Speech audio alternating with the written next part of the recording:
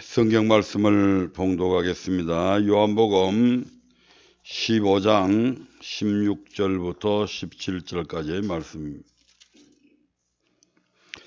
다 같이 합독하도록 하겠습니다. 너희가 나를 택한 것이 아니요 내가 너희를 택하여 세웠나니 이는 너희로 가서 과실을 맺게 하고 또 너희 과실이 항상 있게 하여 내 이름으로 아버지께 무엇을 구하든지 다 받게 하려 함이니라.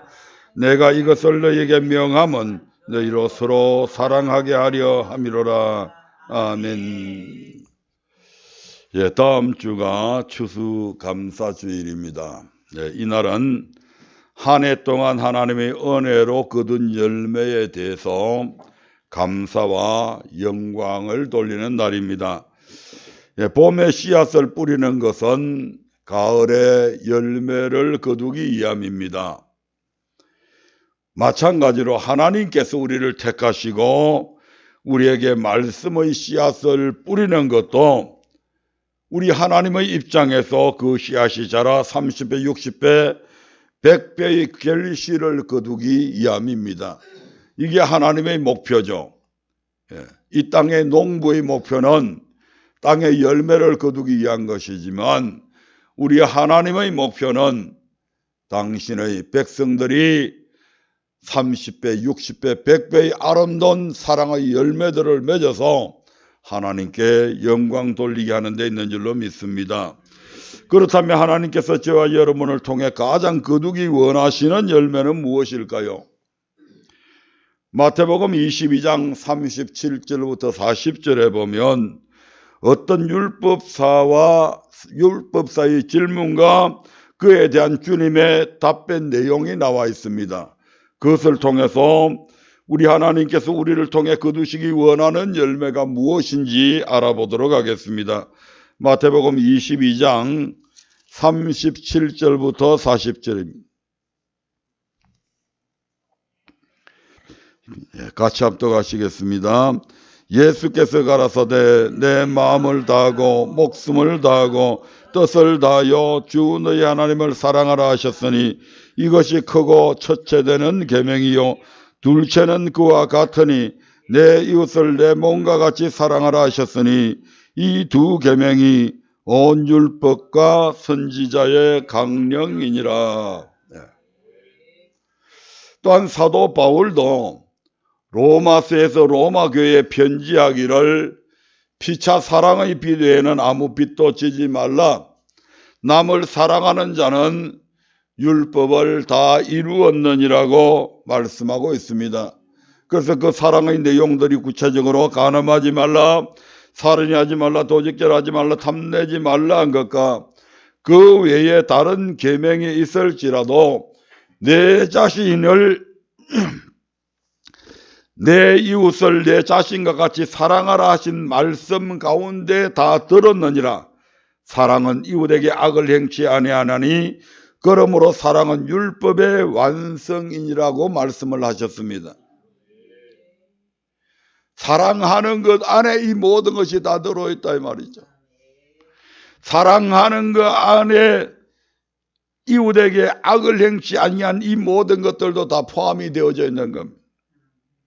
이로 볼 때 하나님께서 우리에게 가장 원하시는 열매는 무엇임을 알 수 있습니까?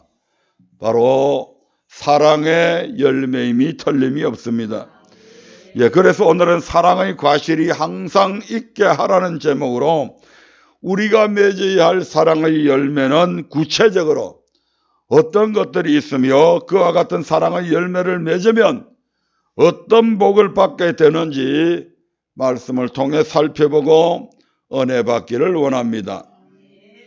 먼저 오늘 본문의 말씀을 한 번 더 읽어보도록 하겠습니다. 요한복음 15장 16절 17절의 말씀입니다. 너희가 나를 택한 것이 아니요 내가 너희를 택하여 세웠나니 이는 너희로 가서 과실을 맺게 하고 또 너희 과실이 항상 있게 하여 내 이름으로 아버지께 무엇을 구하든지 다 받게 하려 함이니라. 내가 이것을 너희에게 명함은 너희로 서로 사랑하게 하려 함이로라. 아멘. 예수님은 너희가 나를 택한 것이 아니요 내가 너희를 택하여 세웠다고 말씀을 하십니다. 우리가 다른 사람보다 잘나고 똑똑해서 예수 그리스도를 나의 주로 고백한 것이 아니라 하나님께서 우리를 택하셔서 전적인 하나님의 은혜로 말미암아 우리가 주가 그리스도시요 살아계신 하나님의 아들이라고 고백하게 되었다 이 말입니다. 누구를 선택할 수 있는 권한이 누구에게 있느냐에 따라서 주종의 관계가 형성이 됩니다. 그래서 주인이 누구를 선택해요? 종을 선택합니다. 사주가 회사의 사주가 누구를 선택을 해요? 근로자를 선택을 합니다. 그래서 모집 공고를 내고 거기에 따라서 서류 전형을 받고 뭐 시험을 있으면 시험도 치게 만든다든지 그리고 최종적으로 시험에 합격한 사람들에 한해서 심사를 한다든지 그걸 누가 한다고요? 사주가 하는 겁니다. 그 회사의 주인이 하는 거죠. 근로자에게는 그러한 선택권이 없습니다. 종이 내가 이 주인을 선택하겠다 저 주인을 선택하겠다 선택할 권한 없어요. 내가 선택해서 나는 삼성전자에 삼성전자에서 일해야 되겠다. 그래서 삼성전자 가가지고 나 오늘부터 여기서 일할 테니까 그렇게 사무실하고 차려주시오. 이렇게 얘기하는 게 아니잖아요. 선택권이 누구한테 있다고요? 주인한테 있는 겁니다. 그래서 선택하는 사람이 주인입니다.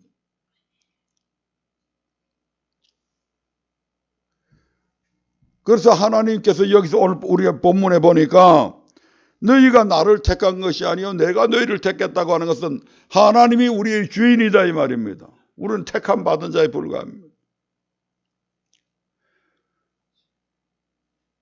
흔히 사람들이 대통령이 왕인 양 자꾸 착각을 하는데 대통령은 왕이 아닙니다. 대통령을 누가 택해요?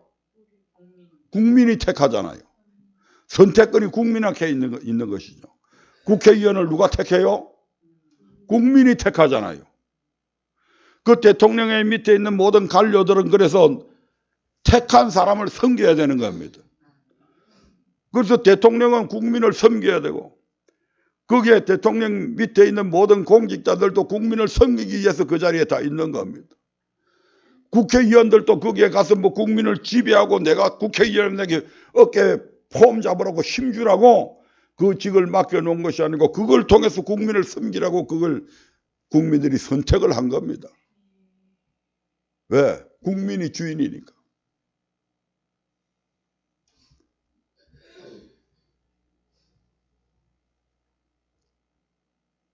근데 이 주인을 잘못 뽑아 놓으면요. 이 종이 주인 행세하려고 그럽니다. 근로자들이 우리가 인사권까지 다 가지겠다 이렇게까지도 얘기들 합니다. 이건 아니잖아요.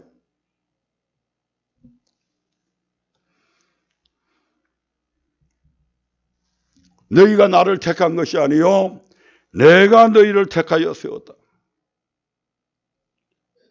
우리 하나님이 우리의 주인이십니다. 그런데 이 목회자들 중에서도 성도들 중에서도 자신들이 하나님 행세를 하려고 하는 자들이 있다 이 말입니다. 아닙니다. 우리는. 저와 여러분들은 하나님 앞에서 영원히 종이요 하나님을 섬겨야 될 자들입니다. 그런데 우리 하나님께서 왜 우리를 이렇게 그럼 택하셨냐? 바로 뭐하기 위해서요? 뭐하기 위해서? 너희로 가서 과실을 맺게 하고 또 너희 과실이 항상 있게 하기 위해서 우리를 택했다고 말씀을 하고 있습니다. 그런 목적을 가지고 하나님께서 택하셨는데 만약에 우리가 그 열매를 가지지 못한다면 우리는 택함 받은 자로서 너무너무 부끄러운 일들이다 이 말입니다. 너희로 가서 이는 너희로 가서 왜 내가 너희를 택했는 줄 아느냐? 너희로 가서 과실을 맺게 하고 또 그 과실이 항상 있게 하기 위해서 우리를 택하셨다. 한 번의 택함으로 과실을 맺게 하고 그 과실이 한 번 맺은 것으로 단회적으로 끝나는 것이 아니고 그 과실이 지속적으로 이루어지기 위해서 우리를 택하셨다고 말씀을 합니다. 그러면 그 과실이 무엇일까요? 17절의 말씀을 한번 보겠습니다. 17절 시작. 내가 이것을 너희에게 명함은 너희로 서로 사랑하게 하려 함이로다.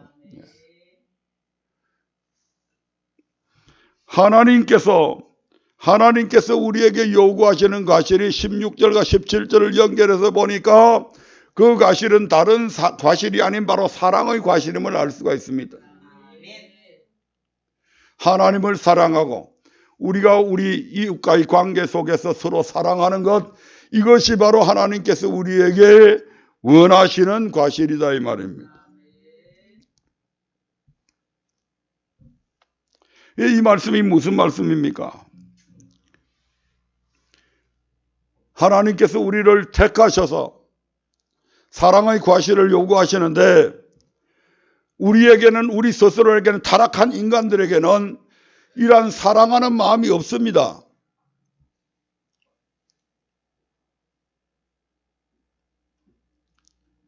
아담이 타락함을 통해서 인간은 사랑을 상실해버린 존재가 되어버렸잖아요.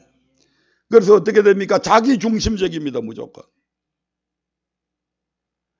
이웃에 대한 어떤 사랑보다도 늘 내가 우선이어야 됩니다. 내가 최고여야 됩니다. 내가 모든 사람으로부터 섬김받아야 하고 사랑받아야 됩니다.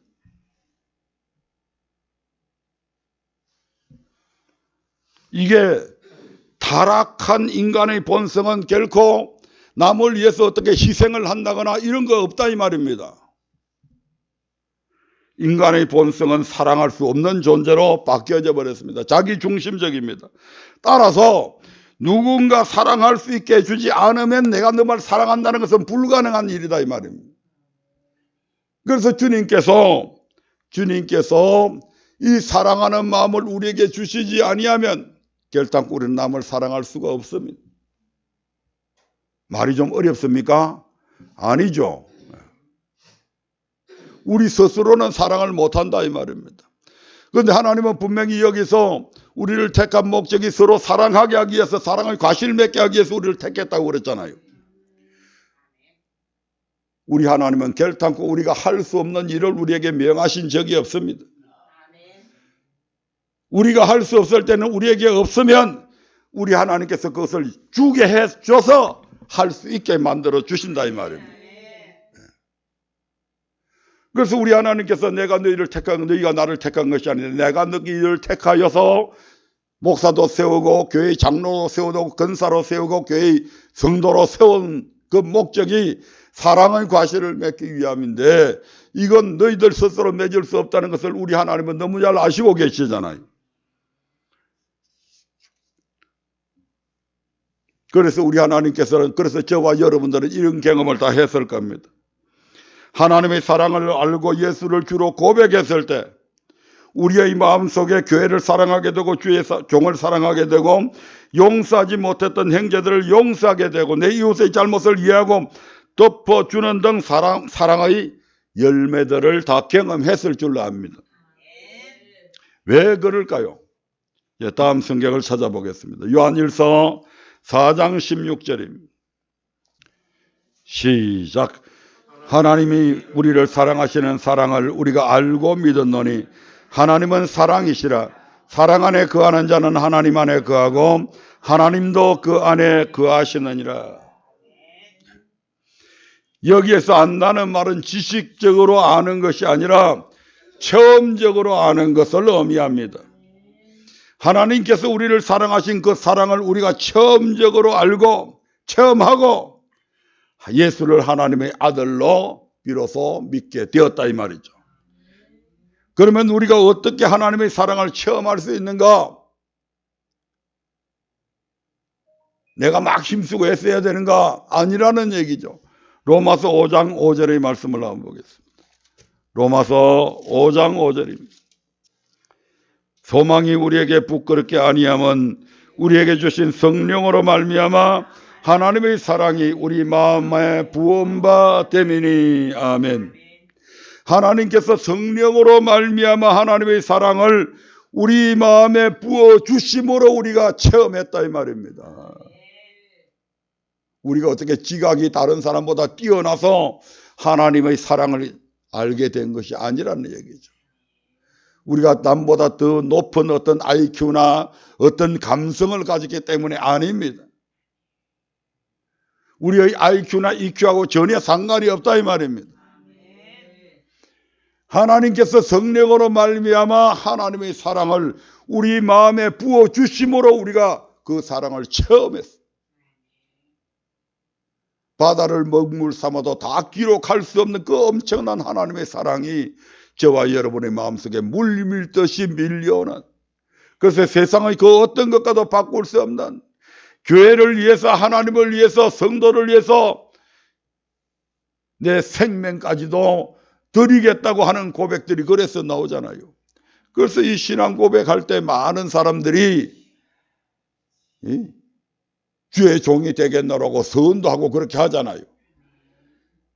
내가 하나님께서 보내시면 저 아골 골짜기라도 가서 주의 복음 전하겠습니다.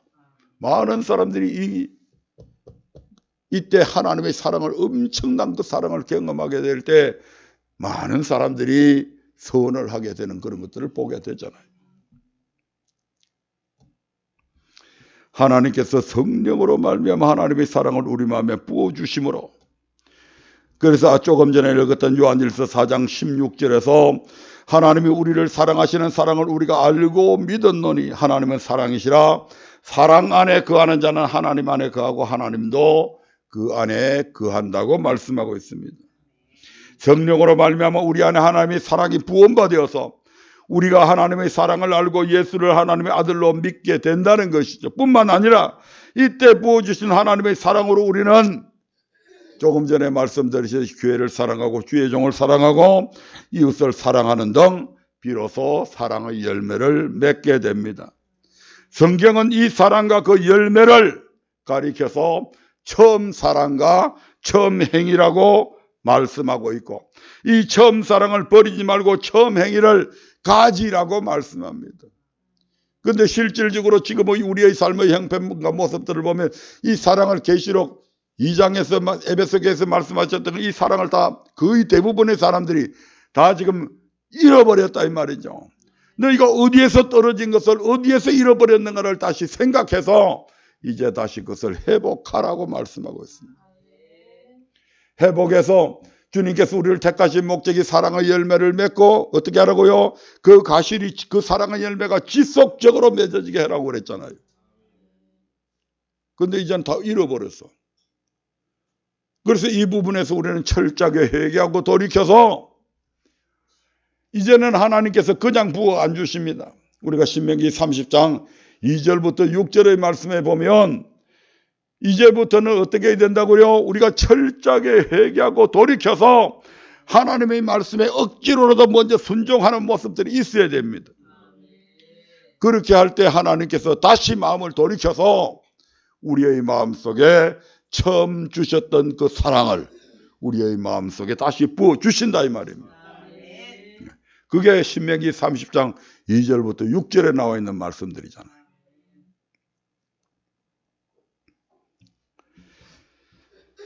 그러면 우리가 맺어야 할 사랑의 열매는 구체적으로 어떤 것들이 있을까요?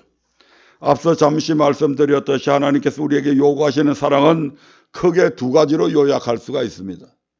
마태복음 22장 35절부터 40절의 말씀을 다시 한 번 더 보겠습니다.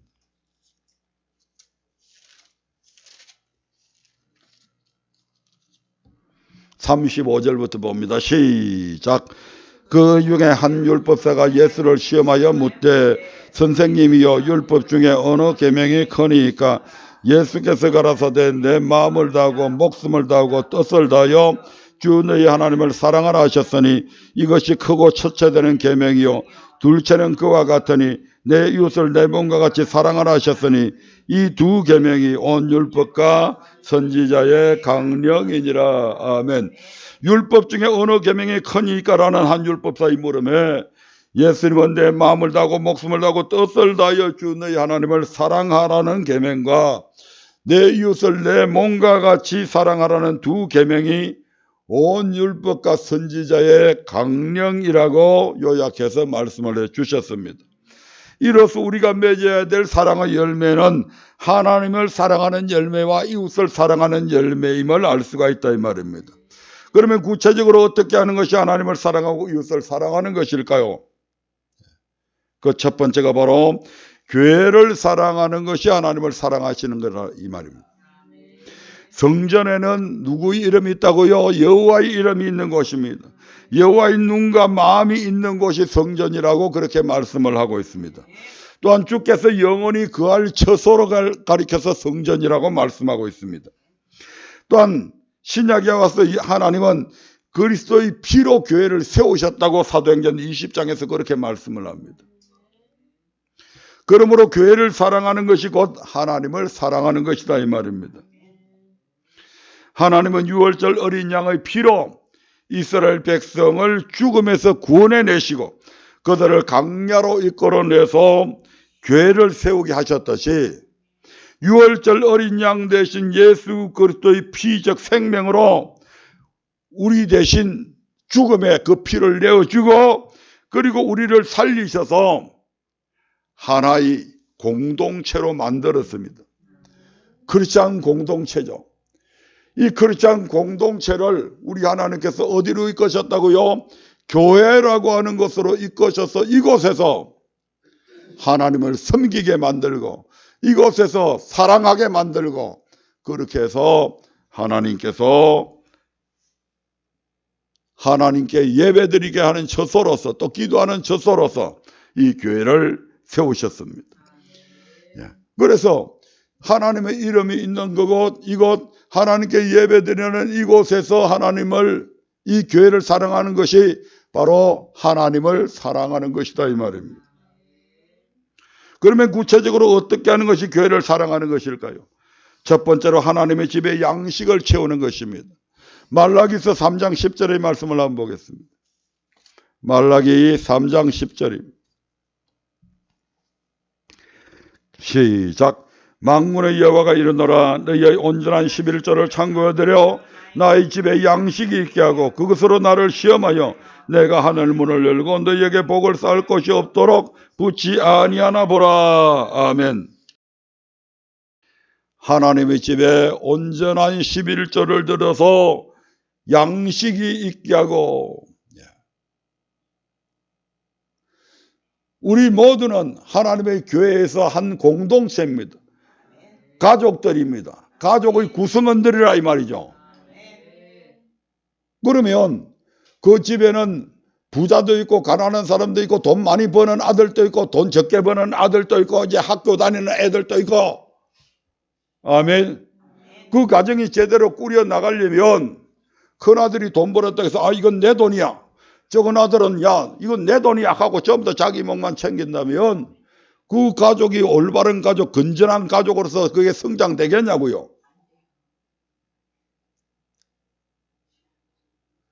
한 가족입니다. 공동체입니다. 그래서 자기들이 수고하고 힘쓴 것들을 교회에 막 양식을 채우잖아요. 그걸 가지고 돈을 많이 버는 아들도 나 많이 벌었으니까 나는 나만 갈비 떠들래 이게 아니잖아요.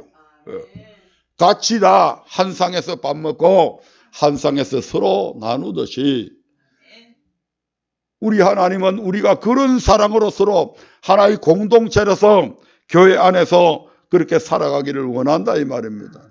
이게 하나님을 사랑하는 거다 이 말. 하나님의 집에 양식을 채움을 통해서 이러한 일들이 일어나게 되는 거죠.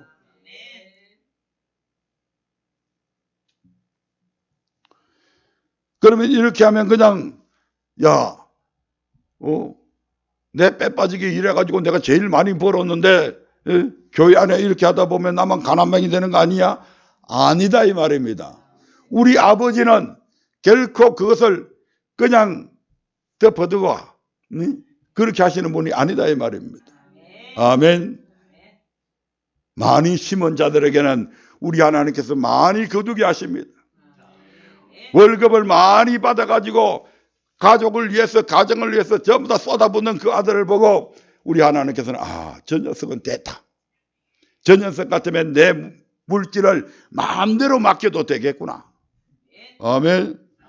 요즘 부모들이, 돈 있는 부모들이 자식한테 유산 상속을 시키는데 말 잘 듣고 그 아이가 이걸 잘 관리하게 할 수 있겠다 하는 애한테 유산을 남기려고 그러지, 맨날 10원 주면 1,000원 쓰고 돌아오는 그 녀석한테 누가 그 재산을 맡기려고 그래요. 그래서 가족의 공동체를 위해서, 교회를 위해서, 교회 집에 양식이 있게 부족하지 않도록 채우는 그 아들들을 위해서 우리 하나님께서 복을 주시는 것이죠. 이것이 바로 교회를 사랑하는 것이요, 바로 하나님을 사랑하는 우리의 모습들이다 이 말입니다. 두 번째로 성전을 건축하고 재건하는 것입니다.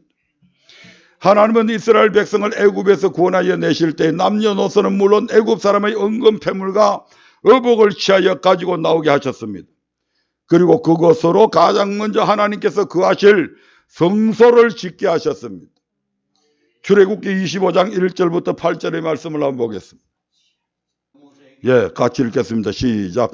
여호와께서 모세에게 일러 가라사대 이스라엘 자손에게 명하여 내게 예물을 가져오라고 물어 절고 마음으로 내는 자에게서 내게 드리는 것을 너희는 받을지니라. 너희가 그들에게서 받을 예물은 이러하니 금과 은과 녹과 청색, 자색, 홍색 질과 가는 배실과 염소 털과 붉은 물들인 수양의 가죽과 해달의 가죽과 조각목과 등유와 간유에 드는 향품과 분향할 향을 만들 향품과 호마노며 애복과 흉패에 물릴 보석이니라. 내가 그들 중에 그할 성소를 그들을 시켜 나를 위하여 짓되. 아멘. 우리 하나님께서는 우리가 가지고 있는 물질을 가지고 이제 앞에서는 첫 번째는 뭐였다? 하나님의 이제 양식을 채워라. 먹는 문제. 그 다음에 어떻게 하라고요? 이제 거할 곳. 그래서 하나님이 거하실 성전을 건축하라고 말씀하고 있습니다. 또 이제 열왕기상에 보면 솔로몬 왕이 성전을 건축한 후에 하나님은 그곳에 당신의 이름을 영원히 두시겠다고 하셨고 그 안에 언약궤를 두어서 그곳에서 자기 백성들의 예배를 받으셨습니다. 이와 같이 성전은 여호와께서 영원히 거하실 처소이며 하나님께 예배드리는 처소입니다. 그러므로 하나님의 백성이라면 누구나 성전을 건축하여야 하며 성전을 건축한 후에도 성전이 퇴락하고 이렇게 되면 수리도 해야 되고 이것을 가리켜 성전을 재건하는 거라고 그러죠. 그렇게 하는 것이 교회를 사랑하는 것이요 하나님을 사랑하는 것이다 이 말입니다. 아멘. 그래서 성전의 기물들이 노후화됐으면 수리해야 되고 교체해야 되고 이런 모든 것들도 여기 안에 다 포함이 됩니다. 가족을 사랑한다고 그러면서 아버지를 공경하고 사랑한다고 그러면서 자기가 생활하는 어떤 공간들을 화스럽게 해놔놓고 아버지가 거하는 집, 가족의 공동체가 거하는 집은 내 몰라라 해서 썩가래가 다 내려앉고 빈대가 덕실덕실하고 그런 상태로 내버려두고 가끔씩 들어와가지고 있다면 그 사람이 정상적인 가족 구성원이냐 이 말입니다. 정말 그 가족들을 사랑하고 그 아버지를 사랑하고 하는 그런 자식이겠냐 이 말입니다. 꼭 마찬가지입니다. 우리 하나님이 거하시는 이 집, 하나님의 자녀들이 거하시는 이 집을 깨끗하게 만들어야 되고 수리해야 되고 집이 없으면 어떻게 하든지 아끼고 해서 집을 짓는데 힘을 써야 되는 거잖아요. 그것이 진정으로 하나님을 사랑하는 모습들이 될 것입니다. 세 번째로 하나님을 사랑하는 것은 전도로 하나님의 집을 채우는 것입니다. 디모데전서 2장 4절의 말씀을 한번 보겠습니다. 디모데전서 2장 4절입니다. 시작. 하나님은 모든 사람이 구원을 받으며 진리를 아는데 이러기를 원하시느니라. 아멘. 하나님은 모든 사람이 구원받기 원한다. 그렇게 하면 뭐 하라는 얘기입니까? 전도해야 된다 이 말입니다. 예, 전도해서 많은 사람들이 교회 안에 들어오도록 만들어야 되는 거죠. 요즘 이제 지자체가 되다 보니까 각 시군에서 자기 시를 위해서 인구를 유입하려고 엄청 애를 쓰죠. 각가지 혜택들을 줍니다. 뭐 자녀를 하나 낳으면 이런 혜택 주고, 둘 낳으면 이렇게 해주고, 넷 낳으면 국가 유공자로 여겨주고, 뭐 별별 혜택들을 다 주잖아요. 부모의 입장에서 물론 국가 시책에 의해서 한때는 자녀 둘 낳기 하나 낳기 이렇게 했습니다만은 지금은 자녀 많이 낳는 게 국가에 공헌하는 길이고 충성하는 길이다 이 말입니다. 부모가 밑에 자녀들이 쫙 장성한 자녀들이 있으면 얼마나 흐뭇해요. 그래서 성경에 뭐라고 그래요? 자녀들이 많은 사람들은 장사의 수중에 화살 같다. 그 아들들이. 시골에 노인네 부부가 살고 있었는데 뭐 동네에 좀 힘 좀 세다고 돈 좀 있다고 거드름 피우고 하던 친구들이 명절이 돼가지고 그 집에 아들들이 10명 정도 왔어. 그냥 며느리까지 해갖고 20명 손자들까지 데리고 그냥 쫙 하니 그냥 손자들 5명씩 해갖고 한 70명 80명이 그냥 아버지 앞에 와갖고 딱 절하고 이래 있으면요 그 동네 아무도 그 집 함부로 못 넘겨봅니다. 아멘. 야, 저 집에 저런 아들들이 있어서 저 아들은 뭐 한대 저 아들은 뭐 한대 저 아들은 회사 사장이래. 누가 건드려요 그거. 누가 그 노인네라고 누가 앞으로 무시할 수 있겠어요? 절대 못합니다. 장사의 수중에 화살 같은 저 영감 저거 건드렸다가는 큰일 난다. 우리 하나님께서는 당신의 백성들이 당신의 집에 가득 채워져서 잔치집처럼 그 속에서 우렁찬 찬송 소리가 터져 나오고 하나님 앞에 부르짖어 기도하는 이야기들이 나오고 하나님의 거룩하신 말씀들이 선포될 때 아멘 아멘 이렇게 하는 그런 교회 모습들 보기 원하신다 이 말입니다.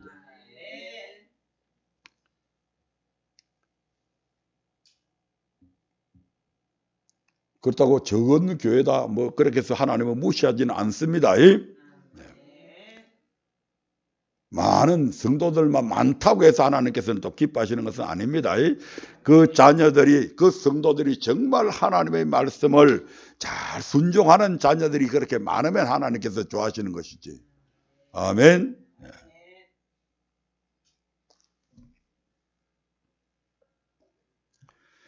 그래서 우리 하나님께서는 하루가 천년 같고 천년이 하루 같은 하나님께서 그렇게 기다리신다고 그러잖아요. 오직 잃어버린 영혼들이 주께로 돌아와서 회개하고 구원받기를 원하십니다. 비대면 예배를 통해서 수많은 하나님의 백성들이 교회 바깥에서 교회를 떠나서 세상에서 방황하도록 하는 걸 하나님은 원치 않으신다 이 말입니다. 뭐 비대면 예배드리라고 그랬더니 뭐 내일 교회 안 가요? 그러니까 아침에 일하러 나가야 돼요.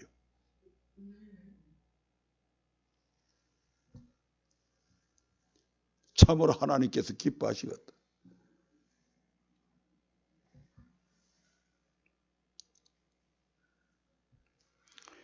우리 하나님께서는 누가복음 15장을 통해서 이런 양의 비유, 이런 드라크마, 이런 아들 그들이 돌아오기를 학수고대하는 아버지의 심정으로 당신이 얼마나 주의 백성들이 교회로 돌아오기를 원하시는 마음을 표현해 주고 있음을 우리가 잘 알고 있지 않습니까? 이러한 하나님의 마음을 헤아려 볼 때 이웃에게 복음을 전하고 그들로 교회로 인도하여 하나님의 집을 채우는 것이 바로 교회를 사랑하는 것이요 하나님을 사랑하는 것임을 알 수가 있습니다. 두 번째로 주의 종을 사랑하는 것이 하나님을 사랑하는 것입니다. 마태복음 10장 40절이 뭐래? 우리 모두 다 잘 알고 있는 말씀들이죠. 마태복음 10장 40절 보겠습니다. 10장 40절 시작. 너희를 영접하는 자는 나를 영접하는 것이요 나를 영접하는 자는 나 보내신 이를 영접하는 것이니라. 아멘. 이것은 예수님께서 제자들에게 하신 말씀들로, 제자들을 영접하는 것은 바로 누구를 영접하는 것과 같다? 예수님을 영접하는 것과 같다. 예수님을 영접하는 자는 누구를 영접하는 것이다? 예수님을 보내신 하나님을 영접하는 것이라는 의미입니다. 따라서 주의 종을 사랑하는 것이 바로 누구를 사랑하는 것이다? 하나님을 사랑하는 것이다, 이 말입니다. 그러면 어떻게 하는 것이 주의 종을 사랑하는 것일까? 구체적으로 첫 번째로 주의 종의 말에 순복하는 것입니다. 부모를 사랑한다고 말은 그렇게 하면서도 부모님이 하시는 말씀을 하는 데마다 말대꾸하고 순종 안 하는 건 진정한 의미에서 사랑하는 것이 아니다, 이 말이죠. 주의 종을 사랑한다고 말하면서 주의 종령이 이렇게 좀 해라고 얘기하는데 거기에 따라서 떼꾹떼꾹 말대꾸나 하고 그게 바람직한 게 아니죠. 아멘. 주의 종을 사랑하는 것은 바로 주의 종이 주의 종의 말에 순복하는 것이다. 히브리서 13장 17절의 말씀을 한번 보겠습니다. 히브리서 13장 17절입니다. 시작. 너희를 인도하는 자들에게 순종하고 복종하라. 저희는 너희 영혼을 위하여 경성하기를 자기가 회개할 자인 것 같지 않느니라. 저희로 하여금 즐거움으로 이것을 하게 하고 근심으로 하게 말라. 그렇지 않으면 너희에게 유익이 없느니라. 아멘. 물론 그렇지 않은 종들 있습니다. 이 말씀처럼 여러분들의 영혼을 위해서 깨어서 하나님 앞에 기도하고 자기 자신이 여러분의 어떤 잘못에 대해서 하나님 앞에 계산하는 것처럼 동계산하듯이 대신 계산한다, 이 말입니다. 그렇게 하지 않는 종들도 있습니다. 제가 그렇게 하지 않으면 여러분들 이 교회에 있을 필요 없어요. 떠나 빨리 가. 그렇게 하는 교회로 가야 돼요. 때로 주의 종이 얘기를 하는데 고집 피우고 안 듣고 돌이키지 않고 그렇게 하면 주의 종이 마음이 상할 때가 있습니다. 내가 저 집사를 위해서 기도를 해줘야 되나 말아야 되나. 이 속이에 갱 읽는 것도 아니고 내가 이 말을 전해야 되나 안 해야 되나. 갈등할 때도 있습니다. 그러다가 말씀대로 순종 안 하다가 또 하나님 앞에 징계를 받거나 그렇게 하면 또 안쓰러워 가지고 하나님 이 앞전에 그런 마음을 품었는데요. 그거 제가 회개합니다. 용서해 주세요. 지금 저는 어려운 지경에서 지금 저 상태에서 견디기 힘들잖아요. 우리 하나님께서 감당할 수 있는 시험 주신다고 그랬는데 잘 견디게 해주세요. 아니면 이제 주님의 징계를 멈추어 주세요. 누가요? 주의 종이 누구를 위해서? 성도를 위해서. 그렇게 자기 자신이 하나님 앞에 계산될 자처럼 하나님 앞에 한다, 이 말입니다. 그런 주의 종의 말에 뭐하라고요? 순종하고 복종하는 것, 이것이 주의 종을 사랑하는 모습일 것입니다. 두 번째로 주의 종의 쓸 것을 공급하는 것입니다.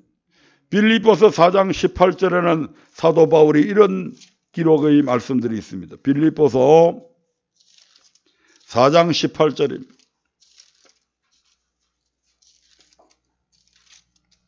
같이 읽겠습니다. 시작. 내게는 모든 것이 있고 또 풍부한지라 에바브로 디도편에 너희의 준 것을 받음으로 내가 풍족하니 이는 받으실 만한 향기로운 제물이요 하나님을 기쁘시게 한 것이라.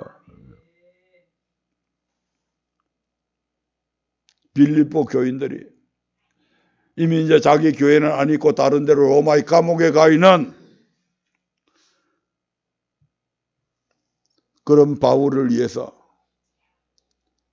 자기들이 헌금을 하고 그래서 그걸 에바브로 디도편에 이걸 바울 사도에게 꼭 좀 전해달라고 해서 그 당시에는 길에 강도도 많으니까 에바브로디도가 그것을 야무지게 해가지고 그래서 사도 바울에게 전달을 했더니 사도 바울이 그것을 받음으로 뭐라고 얘기합니까? 에바브로디도 편에 너희의 준 것을 받음으로 내가 풍족해졌다. 네. 이것은 바로 받으실 만한 향기로운 제물이다. 누가 받아야 됩니까? 하나님이 받는 거잖아요. 주의 종이 지금 받았는데 그것을 지금 누가 받았다고요? 하나님이 받으실 만한 향기로운 제물이라고 말씀을 하고 있는 것입니다. 그리고 이것이 바로 누구를 기쁘시게 한 것이다. 사도 바울도 물론 기뻐했겠지만 더 나아가서 누구를 기뻐했다? 하나님을 기쁘시게 한 행위다. 이렇게 하나님을 기쁘시게 하니까 하나님께서 뭐라고 말씀하십니까? 19절에 보면 이런 말씀이 있습니다. 19절 시작. 나의 하나님이 그리스도 예수 안에서 영광 가운데 그 풍성한 대로 너희 모든 쓸 것을 채우시리라. 나의 하나님이 영광 가운데 그 풍성한 대로, 하나님의 풍성하신 거 우리의 풍성은 다르죠. 하나님의 그 풍성하신 가운데서 너희 모든 쓸 것을 채워주시라고 말씀을 하고 있지 않습니까? 그래서 고린도전서 9장 11절에서는 주의 종이 신령한 것을 부르선적 성도들로부터 육신의 것을 거두는 것은 결코 가하지 않다. 즉 마땅하다고 그렇게 말씀을 하고 있습니다. 그러므로 성도들은 주의 종에게 쓸 것을 공급해야 합니다. 이것이 주의 종을 사랑하는 하나의 표현이다 이 말입니다. 세 번째로 주의 종의 허물을 덮어주고 보호해 주는 것입니다. 주의 종은 하나님의 동력자라고 성경은 그렇게 말씀하고 있습니다. 고린도전서 3장 9절의 말씀을 한번 보겠습니다. 고린도전서 3장 9절입니다.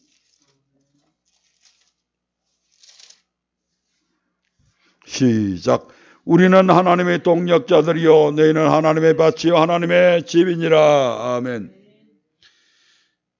주의 종은 하나님의 동력자다. 하나님과 같이 일하는 자다. 아멘.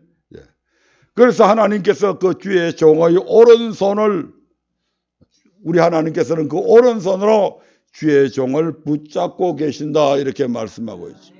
계시록 1장 21절을 보겠습니다. 계시록 1장 21절입니다. 1장 20절 시작. 내 본 것은 내 오른손에 7별의 비밀과 7금 촛대라.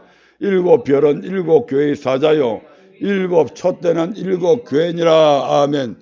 내 본 것으로 내 오른손에 7별의 붙잡고 7별의 비밀과 7금 촛대라. 7별은 7교회의 사자요. 우리 예수님께서 당신의 오른손으로, 오른손은 늘 권위를 나타내는 겁니다. 네. 그래서 그 권위 있는 예수님의 오른손으로 7별, 즉 7교회의 사자를 붙들고 있다. 아멘. 네. 그러므로 주의 종의 허물을 덜추어 비방하는 것은 곧 하나님의 권위에 도전하는 행위가 되는 것입니다. 아멘. 그래서 우리는 주의 종의 허물을 덮어주고 혹시 주의 종이 허물이 있다고 해서 그것을 대적하는 무리들로부터 주의 종을 보호해 줘야 합니다. 이것이 바로 주의 종을 사랑하는 것이 될 것입니다. 우리가 창세기 9장에 보면 노아의 아들 셈과 함과 야벳이 있잖아요. 함이 들어가서 아버지의 허물을 보고 그걸 조용히 숨기고 덮어주지 아니하고 형과 동생한테 그 아버지의 허물을 얘기했을 때 나중에 물론 잘못은 아비에게 있지만 그 아비의 저주로 말미암아 함은 야벳의 노예처럼 살아가게 되잖아요. 아멘. 민수기 12장에도 보면 분명히 잘못은 모세가 했음에도 불구하고 아론과 미리암이 자기의 동생 모세를 비방했을 때 하나님께서 직접 3명을 불러가지고 네가 감히 내 종 모세를 비방했다고 해가지고 일주일 동안이나 미리암이 문둥병에 걸려서 함께 생활하지 못하게 만들어 쫓아내버렸습니다. 그래서 주의 종도 똑같이 육을 가지고 있는 존재입니다. 말의 실수도 있습니다. 행동으로 본이 되지 못하는 것도 있을 수 있습니다. 모든 사람이 다 그러잖아요. 아멘. 그러므로 그것을 그런 모습이 보이면 차라리 하나님 앞에 기도해 주시면 됩니다.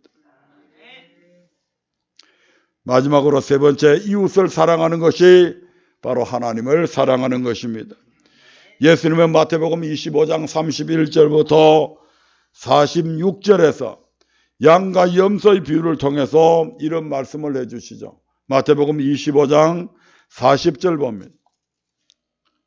시작. 임금이 대답하여 가라사대 내가 진실로 너희에게 이르노니 여기 내 형제 중에 지극히 작은 자 하나에게 한 것이 곧 내게 한 것이니라 하시고, 형제 중에 지극히 작은 자 하나에게 한 것이 곧 예수님께 한 것이다. 그 지극히 작은 자의 모습이 어떠했는가 보니까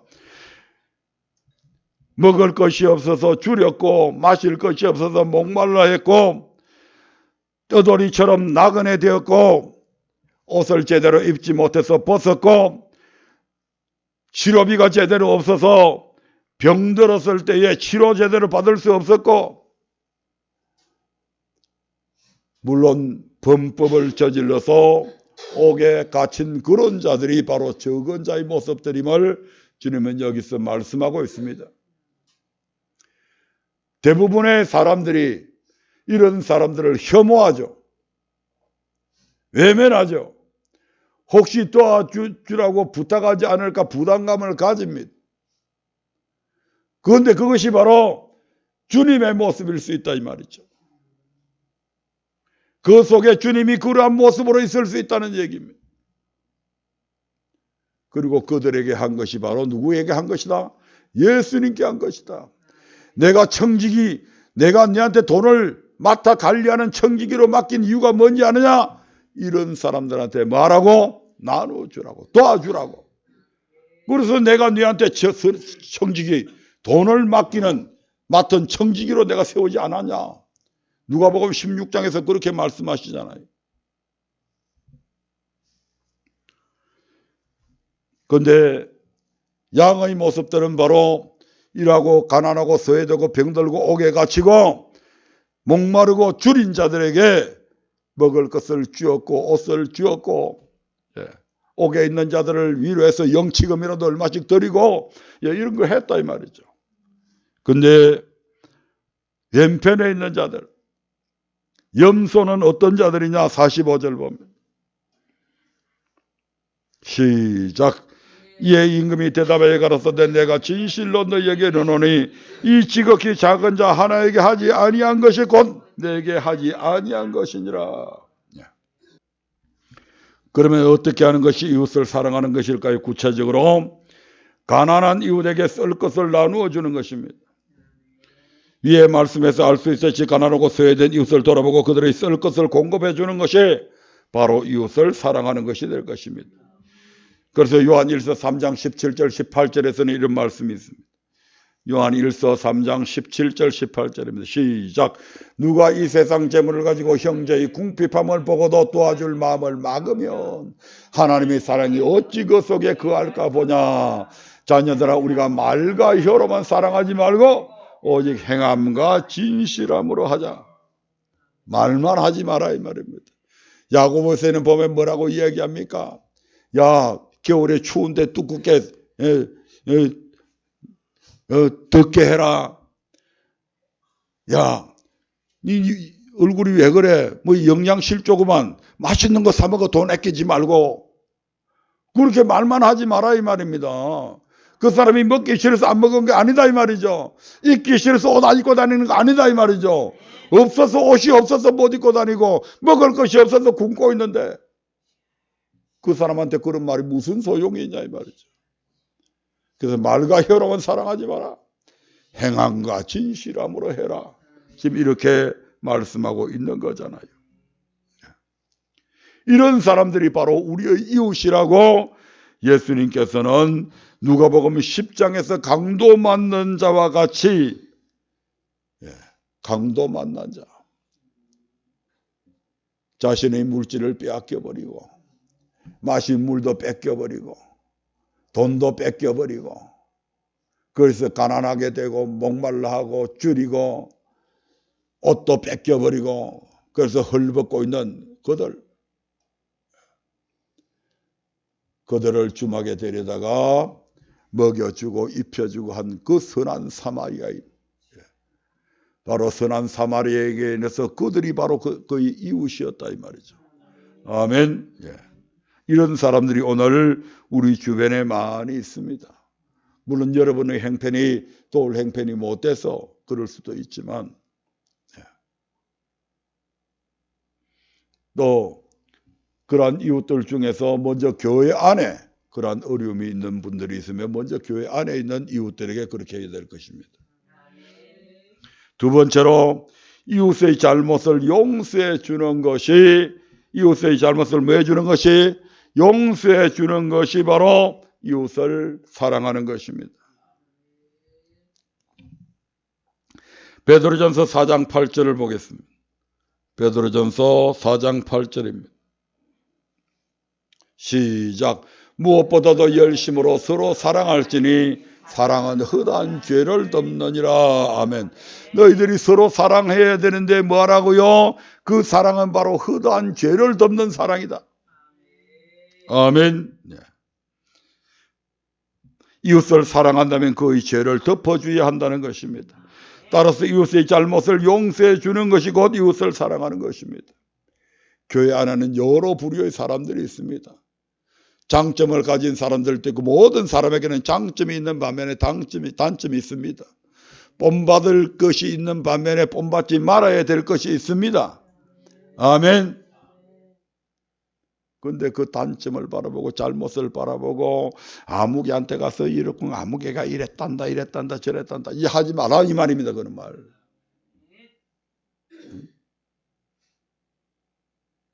기도해 주세요.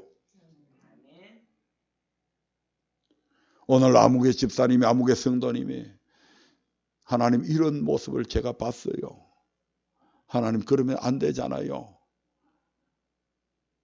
그렇게 하지 않도록 도와주세요. 위에서 기도해 주는 거 그게 얼마나 좋아요. 다른 사람들한테 이러쿵 저러쿵 얘기하지 말라 이 말입니다. 저야 여러분은 재판장이나 재판장이나 입법자가 아니라 우리는 준행자입니다. 아멘. 그래서 누구에게든지 허물이 있습니다. 목사도 허물이 있고 장로도 허물이 있고 권사도 허물이 있고 다 있다 이 말입니다. 근데 말하지 말자고요. 아멘. 그것이 바로 저와 여러분들이 서로 사랑해 주는 거다 이 말이죠.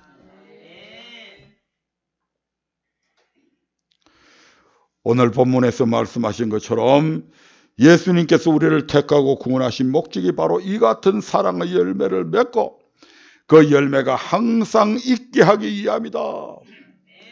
그러므로 우리는 택하신 그 목적대로 사랑의 열매를 맺기 위해서 힘써야 할 것입니다.